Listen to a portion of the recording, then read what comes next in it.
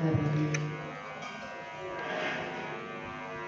हमारे जीवन में बहुत सारी घटनाएं आती हैं, लेकिन उन घटनाओं के आने पर भी कुछ ऐसे जीव होते हैं जो अपने जीवन का उत्थान कर लेते हैं, और उन घटनाओं के आने पर कुछ ऐसे जीव होते हैं जो कि पतन के सागर में डूब जाते हैं। उन्हीं घटनाओं के आने पर कुछ ऐसे जीव होते हैं जो ना उत्थान करते हैं ना पतन करते हैं, बीच में ही माध्यस्थ रूप से रह जाते। घटना लेकिन एक ही होती, लेकिन उस पर प्रतिक्रिया अलग अलग होती। तो ऐसे ही हमारी चर्चा चल रही थी देव के ऊपर, आप्त के ऊपर और गुरु के ऊपर। सच्चे देव, शास्त्र और गुरु, इसके ऊपर हमारी चर्चा चल रही थी। तो एक कथा के माध्यम से आपको लक्ष्य तक लेके जाएंगे। चार मित्र थे। अब चारों मिले एक चौराहे पर एकत्रित हुए। जब चारों एक चौराहे पर एकत्रित हुए तो पहले अब सुबह का समय था। चारों ने कहा हम अपने अपने आराध्य देव का दर्शन करने जाना है। तो क्या करें? चारों के आराध्य देव अलग अलग थे, अब क्या करें? तो अब समस्या ये आ रही है कि पहले कहाँ जाया जाए। तो पहला वाला जो मित्र था उसने कहा क्या कहा कि हम सब ऐसा करते हैं, पश्चिम दिशा की ओर चलते हैं।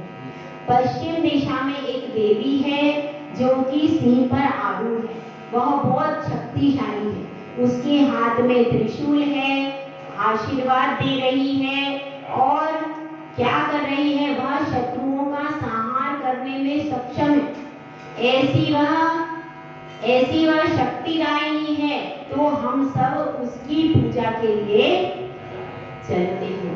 अब दूसरा मित्र भी चुप नहीं रहा। उसने कहा कि देखो यहाँ पर आप तो ऐसा कीजिए कि दक्षिण दिशा की ओर चलिए।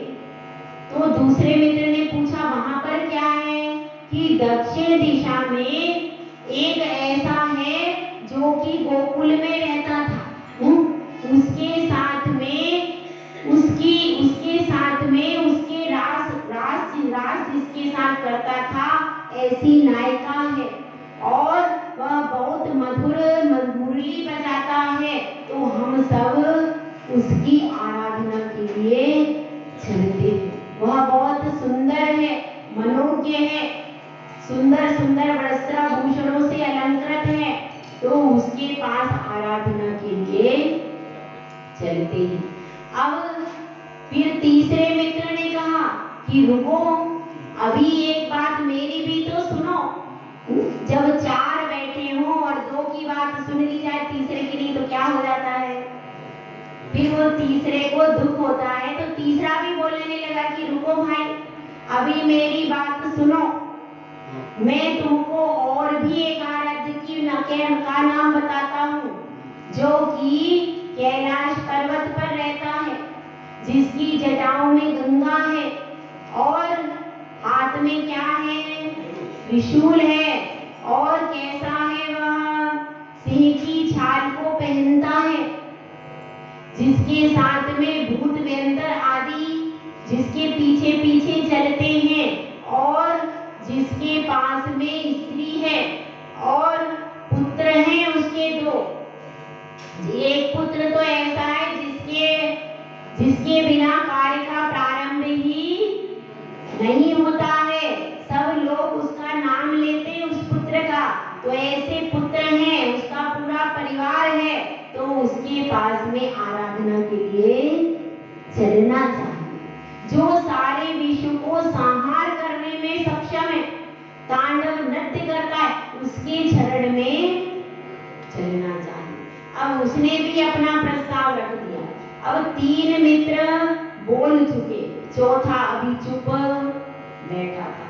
वह कहता है आप आपने बता दिया, उत्तर दिशा के बारे में बता दिया, दक्षिण दिशा के बारे में बता दिया, पश्चिम दिशा के बारे में बता दिया, लेकिन आज ऐसा करते हैं कि इनके बारे में तो अपन जानते हैं और इनकी आराधना भी कर चुके हैं।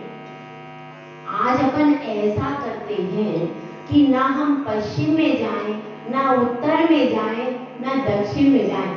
आज हम सब इस पूरब दिशा की ओर चलते हैं, जहां पर आज तक कभी गए ही नहीं है। तो ऐसा करेंगे, क्योंकि तीनों आप यदि आपकी तरफ जाएंगे तो आप नाराज हो जाओगे, दूसरा नाराज होगा, दूसरे की तरफ जाएंगे तो तीसरा नाराज हो जाएगा। इसलिए ऐसा करते हैं कि आज चौथी जगह पे चलते, ताकि कोई भी नाराज नहीं होगा। तो उनको सबको समझ में आ जाता है कि हाँ ये बात ठीक है। अपन आज जाके देखते हैं कि पूरब दिशा में क्या। तो सब चारों मित्र मिल करके पूरब दिशा की ओर चलते हैं। तो क्या आता है इसमें? भक्तामर में एक काव्य आता है भैया पूरब दिशा की। कौन सा काव्य? भक्तामर में काव्य, काव्य बोले उसको, कौन सा काव्य? सर्वादिशो ददति भानि रश्मि प्राचे ऋतिक जनयति सूर्यदंशुकाल। यह प्राची दिशा ही है जिससे सूरज उगता है। बाकी भी दिशाएं हैं, वे नक्षत्र दे सकती हैं, चंद्रमा दे सकती है, लेकिन सूरज को प्रदान करने वाली कौन सी है दिशा? इसी प्रकार से केवल ज्ञान रूपी सूरज को देने वाली कौन सी दिशा है? वह तो अनंत प्रभु ही है, और अनंत प्रभु के द्वारा ही केवल ज्ञान का प्रतिपादन होता है, और कहीं भी केवल ज्ञान मिलने वाला नहीं है। तो इसलिए हमें भी कहाँ जाना है? पूरब में ही जाना है, और केवल ज्ञान रूपी सूरज को सबको पाना है कि नहीं? तो केवल ज्ञान रूपी सूरज को पाना है तो पूरब में ही जाना है। यदि सूरज को पाना है तो पूरब में ही जाना है, सदा से दूसरी दिश में गहनतम का ठिकाना। तो वहां पर आप दूसरी दिश में अनादिकाल से भटक रहे हैं। अब वह अवसर आया है कि हमको सबको पूरब दिशा को, केवल ज्ञान रूपी सूर्य को पकड़ करके रखना है। यदि यह सूर्य अब छूट गया तो हमारा अज्ञान रूपी तिमिर मिटने वाला नहीं है। तो किसी भी दिशा में आपने सोचा कि अरे हम वहां नहीं गए, आप अनादिकाल से मिथ्या दृष्टि ही है। कैसे भी? क्योंकि पंचम काल में जिसका जन्म होता है, यह नियम है, वह मिथ्यात्व सहित ही उत्पन्न होता है। ये सिद्धांत है। क्या? जिसका भी पंचम काल में जन्म हुआ वह मिथ्यात्व सहित ही उत्पन्न होता है। कभी पंचम काल में जन्म होता है, सम्यक दर्शन सहित किसी का भी जन्म पंचम काल में होता नहीं है। 8 वर्ष के आप हो जाओ, उसके बाद आप सम्यक दर्शन को उत्पन्न कर सकते हो, लेकिन उसके पहले सम्यक दर्शन की उत्पत्ति किसी भी मनुष्य को हो नहीं सकती। कर्म भूमि के मनुष्य की बात चले, भोग भूमि की व्यवस्था अलग है, इसलिए उसको नहीं सुनना। कर्म भूमि के मनुष्य को 8 वर्ष कंपलसरी है। 8 वर्ष, इसीलिए साधु आहार कब लेते हैं? 8 वर्ष का बालक बालिका होती है, उसमें सम्यक दर्शन प्राप्त करने की योग्यता आ जाती है, इसलिए उससे आहार आदि लेते हैं। वही अभिषेक भी 8 वर्ष का बच्चा कर सकता है।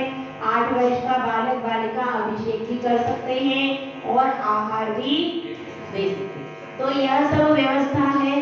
तो अपने को यह विचार करना है कि सबसे पहले तो अपनी पूरी श्रद्धा कहाँ पर केंद्रित करना है? अरहंत भगवान, सिद्ध भगवान, पंच परमेष्टि के चरणों में रखना।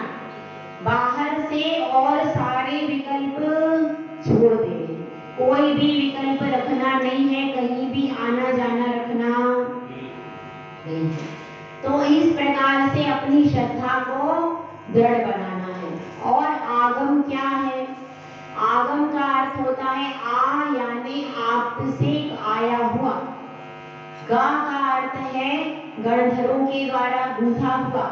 और माँ का अर्थ है मुनियों के द्वारा परंपरा से जो चला आ रहा है, वह क्या है? आगम। तो उस आगम को, और जो पूर्वापर विरोध से रहित है। पूर्वापर विरोध क्या होता है, किसी को पता है? पूर्वापर विरोध क्या होता है, बताइए। किसी को पता है? किसी को पता है? तुमने बता दिया, कल बता दिया मैंने, नहीं बताया। और किसी को पता है पूर्वापर विरोध क्या होता है? जैसे किसी ग्रंथ में लिखा है पहले पन्ने पर क्या? हिंसा नहीं करना चाहिए, हिंसा करना। फिर उसके हमने 10-15 पन्ने पलटे तो पीछे लिख दिया कि किंचित हिंसा करने में दोष। तो क्या हो गया? जो पहले कहा गया बाद में उसका विरोध कर दिया, बाद में उसका निषेध कर दिया, तो ये क्या हो गया? इसको कहते हैं पूर्वापर विरोध। समझ में आई बात? पहले कह दिया कि हिंसा नहीं करना चाहिए और बाद में क्या कह दिया? हिंसा करो किंचित तो दोष। ये क्या हो गया? तो हम जितने भी जिनवाणी हैं उनमें ऐसा होता है, हर जिनवाणी में जो बात आई है वो सब जिनवाणी में एक ही बात है। अगर लिखा है कि 5 परमेष्टि होते हैं तो आप 100 जिनवाणी पढ़ लो, सब में 5 परमेष्टि ही लिखे, है ना? 6 किसी में आते क्या? जो बात एक जिनवाणी, अलग अलग आचार्यों ने लिखी है, जिनवाणी लिखी है कि नहीं, लेकिन फिर भी उनमें बात एक ही आई है। शब्दों का अंतर हो सकता है लेकिन भाव एक ही रहता है। ऐसा नहीं होता। अब क्या कहते हैं? निर्ग्रंथ मुनि ही मोक्ष में जाता है। जब भी आपको मोक्ष होगा तो कौन से इसके वस्त्रों से हो जाएगा? आपको निर्ग्रंथ दीक्षा लेनी कंपलसरी है। जैसे बच्चे को स्कूल में जाना है तो स्कूल की ड्रेस पहनना कंपलसरी है, ऐसे ही आपको मोक्ष में जाना है तो मोक्ष की ड्रेस क्या है? निर्ग्रंथ मुद्रा। वह निर्ग्रंथ मुद्रा होगी तभी आप मोक्ष में जाओगे। अब कितने ग्रंथ है? अपने बहुत ग्रंथ है। उनमें से किसी भी एक ग्रंथ में ये नहीं लिखा कि आप निर्ग्रंथ वेश धारण किए बिना मोक्ष में चले जाओगे, ऐसा कहीं लिखा है? हर शास्त्र में यही आया। प्रथमानुयोग भी पढ़ लो तो अंत में उन्होंने जिन दीक्षा ग्रहण की, निर्ग्रंथ मुनि बने और उसके बाद मोक्ष में। ऐसा कहीं भी किसी भी शास्त्र में नहीं आता कि अब वो मुनि नहीं बने वैसे ही मोक्ष में आता है क्या? दूसरे कितने आचार्य, अलग अलग आचार्यों ने भी लिखा है लेकिन कहीं भी ऐसा कथन। तो इसका मतलब क्या है? सब आचार्य अलग अलग हुए लेकिन उनके जो पूर्व आचार्य हुए उनका अनुसरण करके उन्होंने जिनवाणी लिखी। तो इसको ऐसा समझना है, इसको क्या कहते हैं? पूर्व में जो कहा गया है उसका बाद में विरोध नहीं, बाद में निषेध नहीं होना चाहिए, तब तो वह जिनवाणी सर्वमान्य होगी। अब पहले कोई चीज लिख दी और बाद में खंडन कर दिया तो आप किसको मानोगे? बताओ किसको? फिर आप खुद ही दुविधा में रहोगे। दुविधा में दो गए माया मिली न राम, वैसा हो जाएगा। ऐसी दुविधा की स्थिति, क्योंकि अब जिनवाणी पढ़ोगे पहले कुछ और लिखा है बाद में कुछ और लिखा है तो समझोगे कैसे, क्या अर्थ ग्रहण करोगे? तो इसलिए हम जितनी भी जिनवाणी है, हमारा सौभाग्य है कि जितनी भी जिनवाणी है उनमें जो पूर्व में बात कही है अंत में भी उसी का विस्तार, उसी का समर्थन करते हुए पूरे शास्त्र चलते हैं। इतने शास्त्र अपने पास होंगे अभी 100-200 ग्रंथ तो अपने करीब करीब होंगे, 100-200-300 ग्रंथ अपने होंगे पुराने। धवला पुस्तक है आदि भी 100-200 ग्रंथ भी मानो। उन सारे 200 ग्रंथों में जो बात लिखी है का समर्थन करते हैं। ऐसा नहीं होता सिद्धांत की दृष्टि से कि एक बार कह दिया कि कर्म कैसा है, कर्म का फल भोगना है, तो संसारी जीव कर्म का फल भोगते हैं। तो एक जगह ऐसा नहीं लिख देंगे कि कर्म का फल नहीं भोग। सब जगह जो बात एक जगह आई है बाद में भी वही बात आई। इसको क्या कहते हैं? पूर्वापर विरोध से रहित। कौन सी अपनी जीववाणी कैसी है? पूर्वापर विरोध से रहित, इसको कहते हैं। समझ में आई बात? तो जितने भी शास्त्र हैं वे किसके? जिनेंद्र भगवान के द्वारा कहे गए हैं और पूर्वापर विरोध से रहित हैं, उसको आगम कहते हैं। ठीक है। यदि उसमें आ शब्द नहीं होता, मतलब आप के द्वारा कहा गया नहीं होता, तो वह आगम हो ही नहीं सकता। तो आप आगम। और तीसरी चीज और बताइए, जिनेंद्र भगवान सर्वमान्य है। ठीक है। कितनी गति के जीव जिनेंद्र भगवान को पूजते हैं? बताओ, कितनी गति के पूजते हैं? चारों गति के पूजते हैं। सही है, बिल्कुल सही है। नरक में कैसे पूजते हैं बताओ जरा। जो भी नरक में सम्यक दृष्टि जीव हैं, वो अपने मन में जिनेंद्र भगवान की का ही स्मरण करते हैं। वहां भी सम्यक दृष्टि जीव है। अभी देखिए, कृष्ण है, लक्ष्मण है, रावण है, सैनिक है, सब है कि नहीं? चारों चारों महान महान है हम नहीं। तो ये चारों वहां पर हैं, तो ये सब क्या कर रहे हैं? इनके सच्ची श्रद्धा अंदर है। तो इस प्रकार से यह समझना है कि नरक में जाने के बाद भी वो भले ही बाहर से कुछ नहीं कर पा रहे, क्योंकि वहां पर मंदिर तो, लेकिन अंतरंग में मन में तो प्रतिमा को स्थापित कर ही सकते। मन में तो हम प्रतिमा को स्थापित कर सकते हैं, सच्चे देव शास्त्रों का स्मरण कर सकते। तो वे भी उन्हीं को मान रहे। कौन? जो सम्यक दृष्टि जीव है। इसी प्रकार से देवगति में भी पूजते हैं और मनुष्य और त्रियंश तो पूजते ही हैं। तो इस प्रकार से कुल 100 इंद्रों से पूजित होते हैं। कौन? सबको याद है? बताओगे? भवनालय 40। भवनवासी के कितने? 40। भवनालय 40। यंत्र देव कितने होते हैं? यंत्र देव 32। ठीक है। कप्पावर 24। कल्पवासी के कितने हैं? 24। और इंद्रो, चंदो, सूर्यो, नरो, त्रियो, चंद्रमा और सूर्य, और मनुष्य में चक्रवर्ती और त्रियंश में शिव। ऐसे 100 इंद्रों से पूजित होते हैं। कौन? कौन होते हैं? देवाधिदेव जिनको कहते हैं, वो सारे देवताओं के भी देव होते हैं। 4 प्रकार के देव होते हैं। कौन कौन से होते हैं? कल्पवासी और ज्योतिष। ठीक है। यह 4 प्रकार के तो होते हैं, लेकिन यहाँ पर मेरा अभिप्राय उन 4 प्रकार के देवों से नहीं है। एक होते हैं देव। देव होते हैं, देव का अर्थ क्या है? जो देव गति में रहते हैं, उनको क्या कहते हैं भाई? जो जिनको देव गति नाम कर्म का उदय है, वो क्या कहलाते हैं? देव। और एक होते हैं सुदेव, जो सम्यक दर्शन से सहित हैं। देव गति में तो हैं, लेकिन क्या है? सम्यक दर्शन से सहित है, वो क्या कहलाते हैं? सुदेव। एक होते हैं कुदेव, जो कि देव गति में तो हैं, लेकिन मिथ्या दर्शन से, वो क्या कहलाते हैं? कुदेव। एक होते हैं अदेव, जो कि जिनका देव गति नाम कर्म का उदय नहीं है, फिर भी लोग मिथ्यात्व के वशीभूत होकर के उनको देव मान करके पूजे।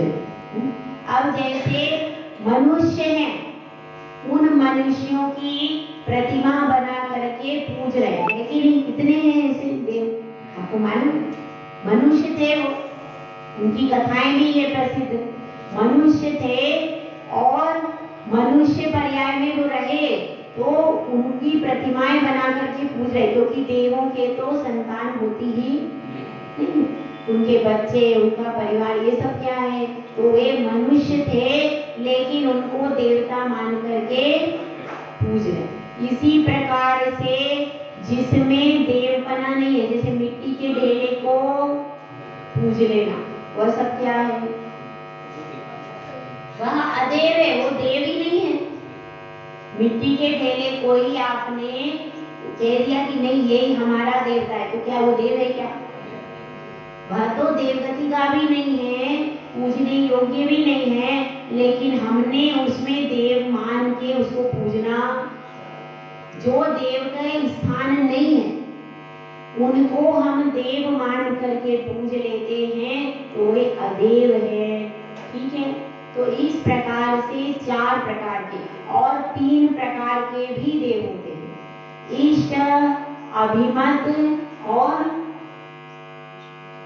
एक तो इष्ट देव होते हैं,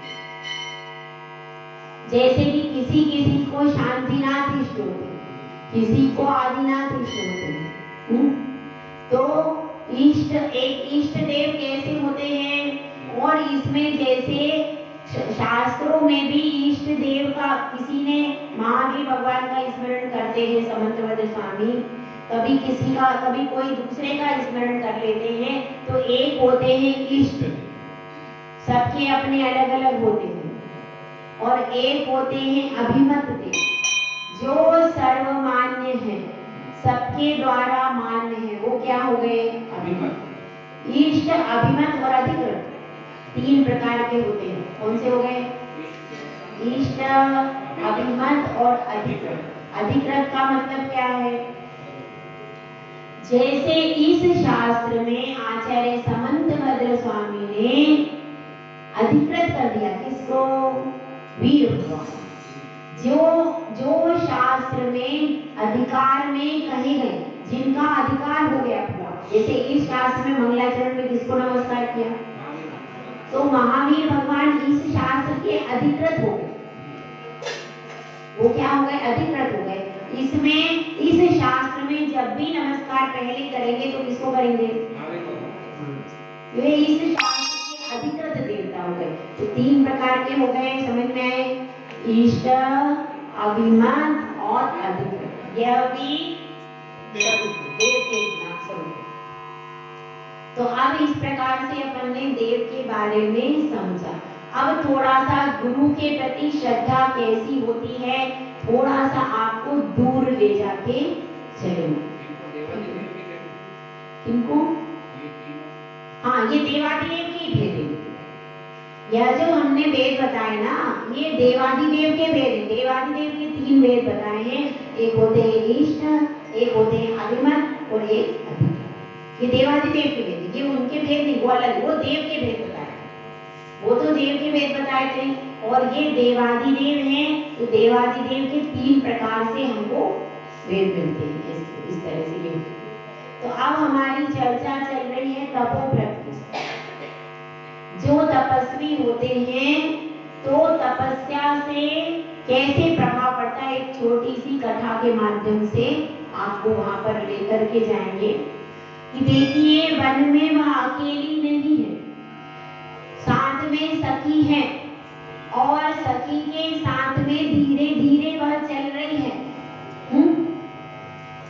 पिता के घर से निष्कासित हो गई है, पति के घर से भी निकाल दिया है उसको, और वह धीरे धीरे चल रही है। अब इस समय पर उसके शरीर में इतना भार मालूम हो रहा है कि एक भी कदम आगे रखना दूभर हो रहा है। ऐसी आगे, और कहाँ रास्ता, कटीला रास्ता है, जंगल का रास्ता है, कठिन रास्ता है, जंगल का रास्ता है। झाड़ियों में उसके बहुमूल्य वस्त्र कैसे हो गए, फट रहे हैं, क्योंकि वह राजा की राजकुमारी थी, महलों में ही उसने अपने चरण रखे थे।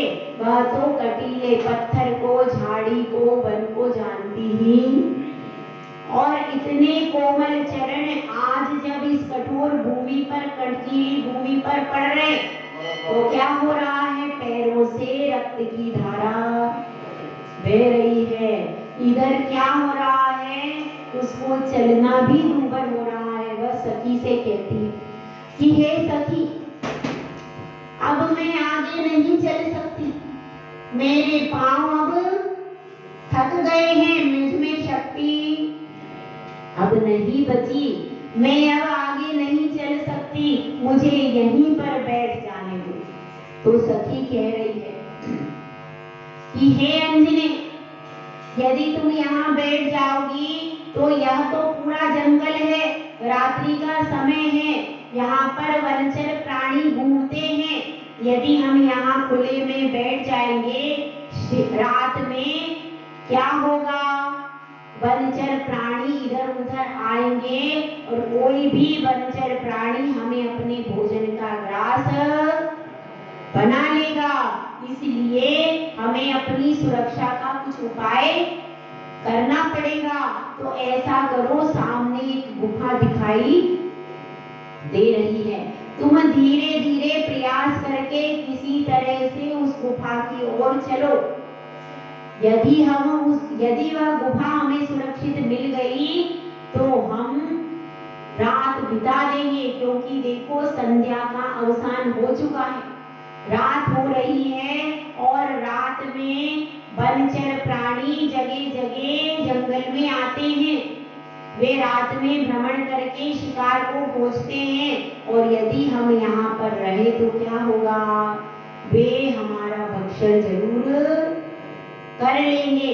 तो इसलिए क्या करना चाहिए, अब किसी सुरक्षित स्थान पर जाकर के अपने पुत्र की और स्वयं की रक्षा करो। तो वह धीरे धीरे बड़ी मुश्किल से गुफा के द्वार तक पहुंचती है और फिर अपनी सखी से कहती है कि हे सखी, हम गुफा पर आ तो गए, लेकिन कभी इसमें शेर हुआ तो, गुफा में शेर, कभी इसमें शेर हुआ, कभी इसमें चीता हुआ, कभी इसमें कोई हिंसक पशु हुआ और हम गुफा में घुस गए तो बाहर तो बचे थे, बाहर तो फिर भी भाग सकते थे, यदि अंदर घुस गए और सिंह आ गया तो क्या करें, वहां तो भाग भी नहीं पाएंगे, क्योंकि गुफा में जो द्वार होता था तो छोटा होता है गुफा का द्वार, आपने देखा है?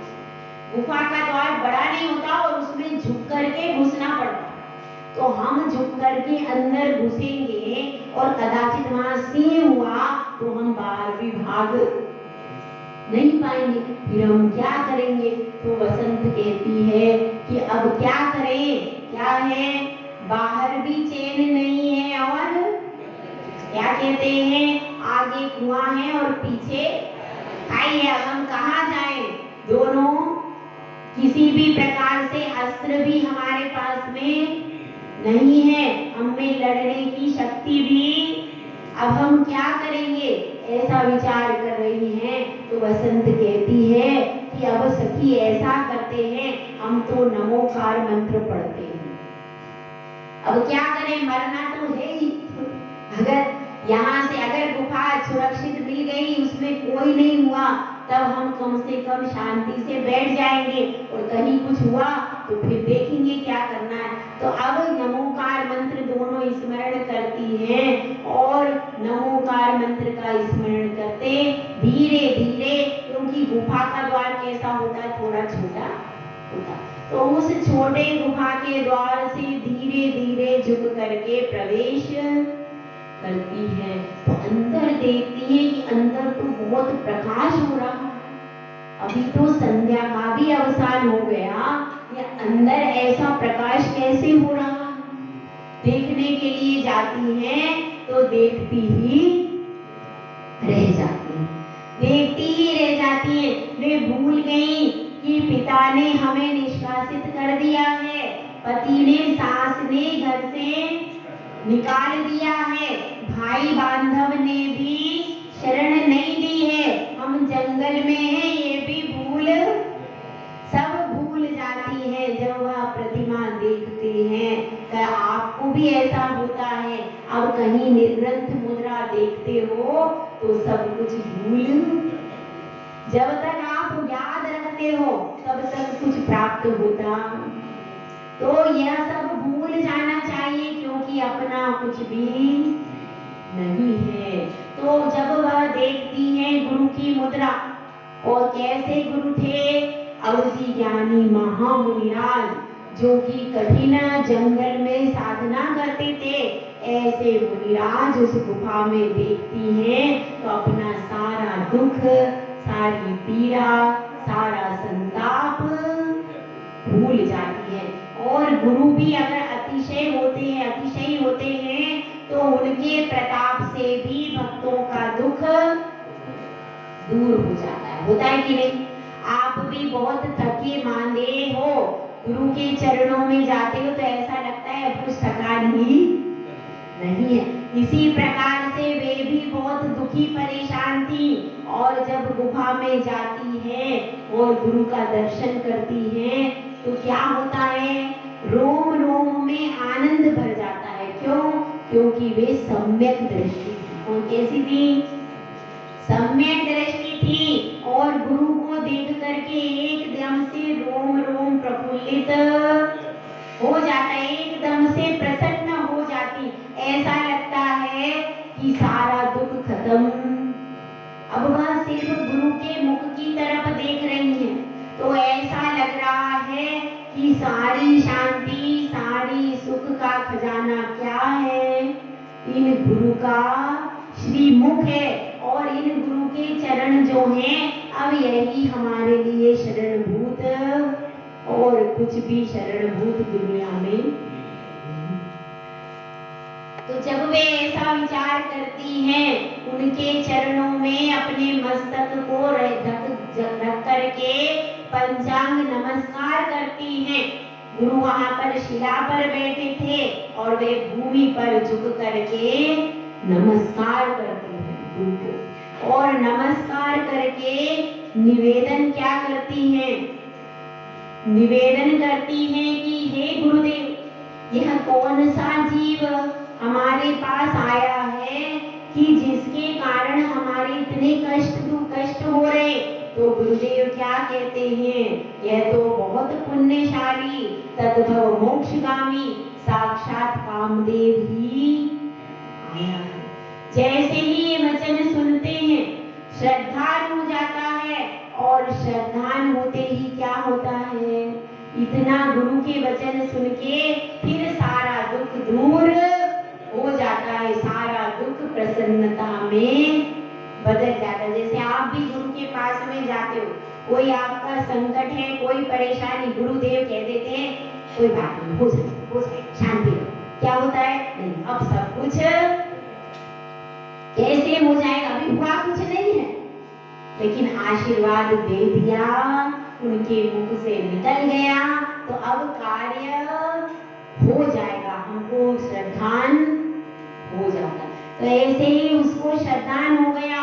अवधि ज्ञानी मुनिराज ने कहा है, इस पुत्र के जन्म लेते ही तुम्हारे सारे संकट, ये तो तुम्हें सारे संकटों से पार कर देगा, ऐसा भाग्यशाली सौभाग्यशाली यह पुत्र है।